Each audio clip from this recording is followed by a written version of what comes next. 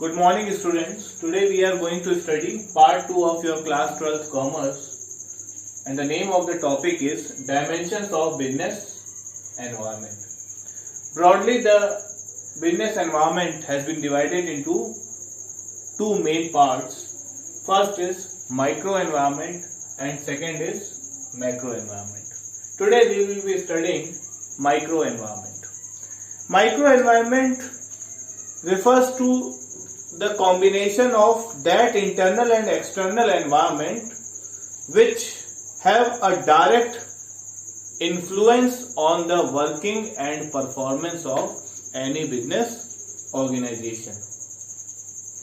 Microenvironment is also known as direct section environment because it has direct control over the business environment, and it is also sometimes called task environment.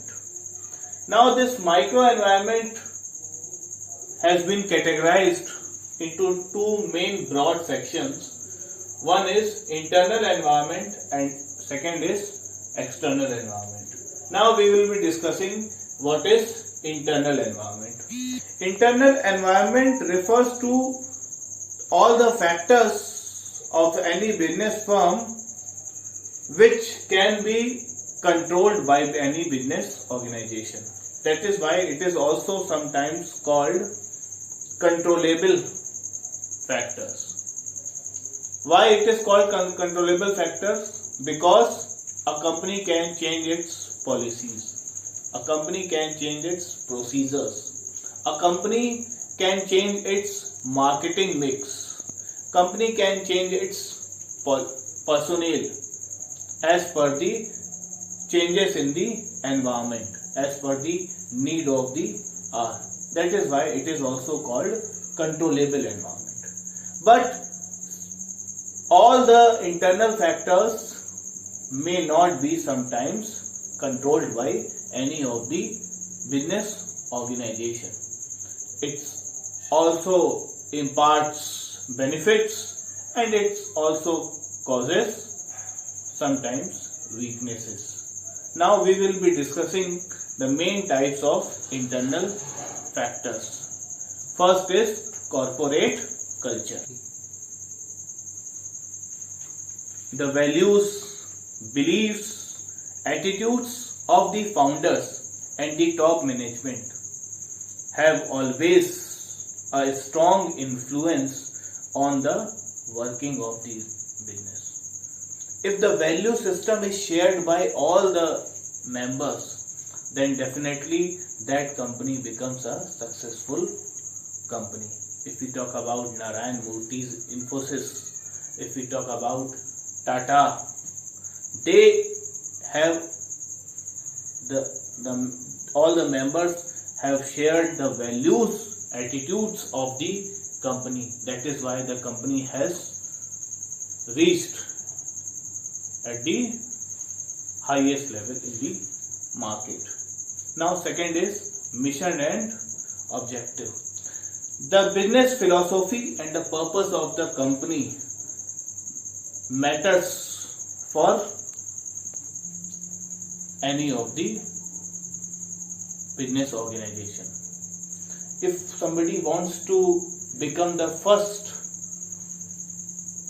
producer of any of the product, he tries its level best to reach in the market first. Same if we talk about Ranbaxy company. They wanted to become a multinational company, a research-based international brand. So they went for it and they achieved it. So this is the purpose which a company wants to achieve. What purpose a company wants to achieve, what the philosophy of a company is, that matters for any of the business organization. Now third is top management structure. Go.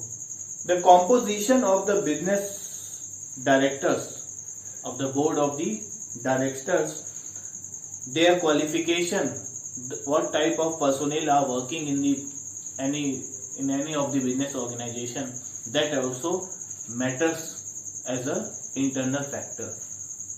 So next is power structure. What power has been given to any of the director, to any of the employee? This also matters for any of the business organization.